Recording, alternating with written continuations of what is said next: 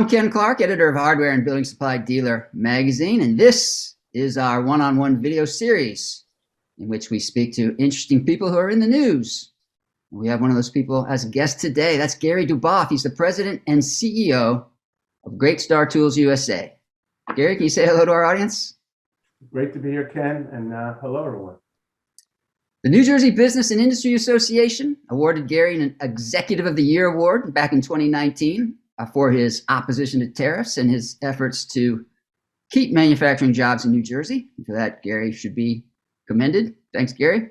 Thank you. He's also been in the news recently with the GreatStar Tool USA's acquisition of SK Professional Tools. And in our article, we wrote that Gary intends to reinvigorate the brand. Can you talk about that, Gary, how that acquisition came about and how you intend to reinvigorate it?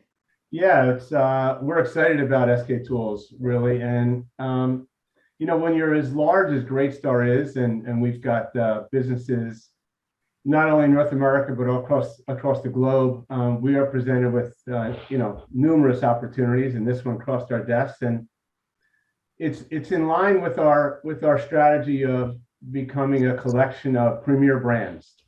And SK is a well-known brand for mechanics tools. It's got a very loyal customer base. It fit with everything that we were looking for from an acquisition perspective, and we just went for it. So we're really excited about the opportunities. And as far as the reinvigorating of the brand, anyone that's even a little bit familiar with GreatStar knows that we are pretty much an innovation machine. So we've got vast resources at our fingertips. And one of the things that we're really, really adept at is new product development. SK was in the end struggling a little bit and backed off, I think, from what they were years ago as far as, new products. But we will dig right in, and we're already making plans for a new professional assortment as well as a new retail assortment. So we're looking forward to a number of new products in 2022 and 23. SK had a great slogan: blood, sweat, and gears. Gears with a G. You're going to keep that, I imagine. Maybe you won't. I would think we will. And another big part of that story was maintaining. They had a big Made in USA marketing message, and you're going to work to maintain that. Could you just talk about that a little bit? Yeah, so I've read so many different things about the SK acquisition, and a number of them are negative. And the first thing everybody says is, "Oh, it was bought by a Chinese company." So here we go, another great American brand that moves to China. And I mean, nothing could be further from the truth. I can speak from experience when I was leading Arrow Fastener, and GreatStar came in to buy us. Champion Chu, who's the founder and CEO at GreatStar, said to me, "If you and your team are not coming with the acquisition, we're not interested." So they have no desire to buy these brands that they have and move them to China. They are proud to own American companies and American brands and leave them in America.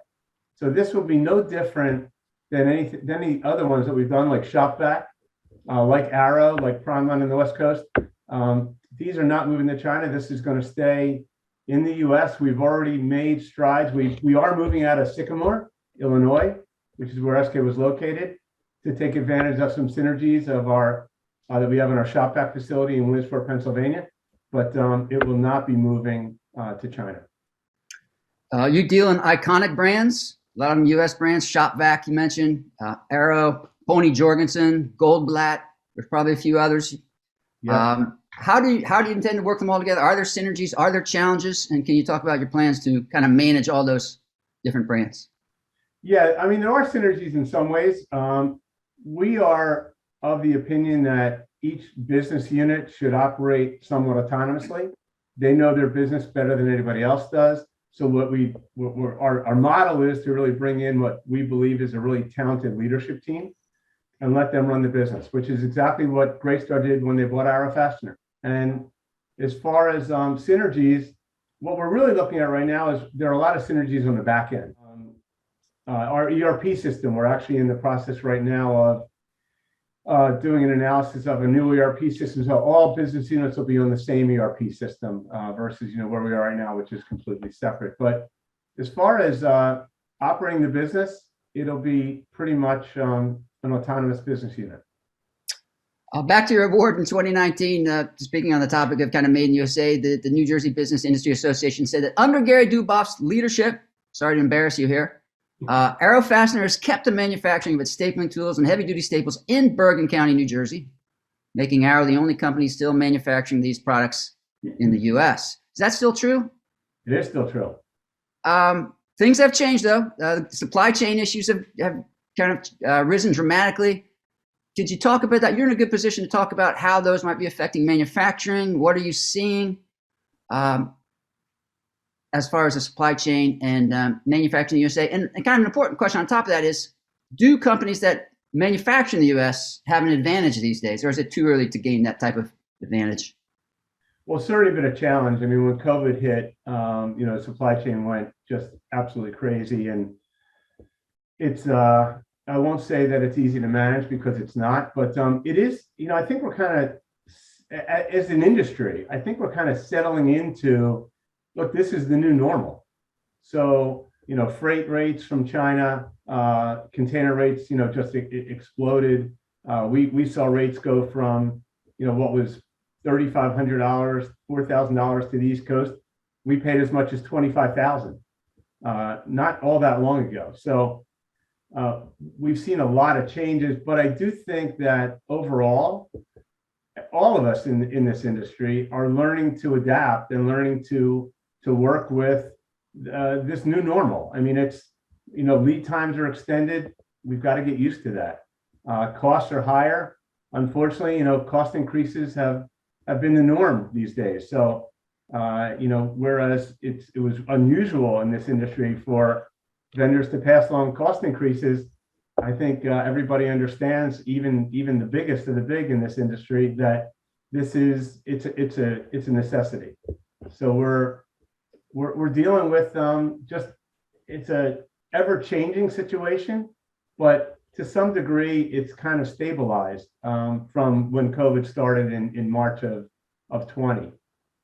I do see that from our perspective, being a US-based manufacturing facility, especially with Arrow, with Shopback, it's an advantage. I mean, anytime you don't have to put a product on a container, worrying about whether you can get space on a container, how long it's going to take, will it get caught up at the port? And we've had containers sit at the port for weeks, a product that we really need. So when you look at somebody like Arrow or Shopback, who manufactures in the US, we think that's a big advantage.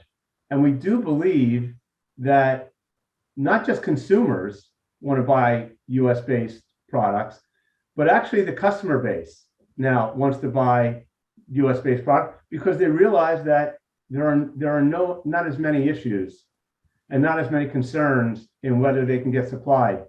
If you go back to 2020, the biggest concern wasn't really what the price of the product is can we get it?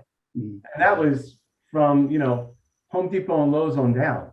So you saw empty shelves. And when you're based in the US and you're manufacturing here, big advantage. Well, Gary, we appreciate your expertise and your thoughts and your insights. We like to end the show on a positive note, usually. What makes you optimistic about business in 2022? A couple of things. One, we think that the demand is still going to be high going into 2022, probably at least through the first half. But for us, it's more about what we believe is our right to win. And we have so many new, exciting initiatives, new, exciting products coming out across the enterprise that we don't see anything stopping us right now. We think it's going to get better and better for us. Thanks so much for your thoughts, Gary. And thanks everybody out there for watching and listening. And you can probably read more at HBSDealer.com. Thanks, Gary.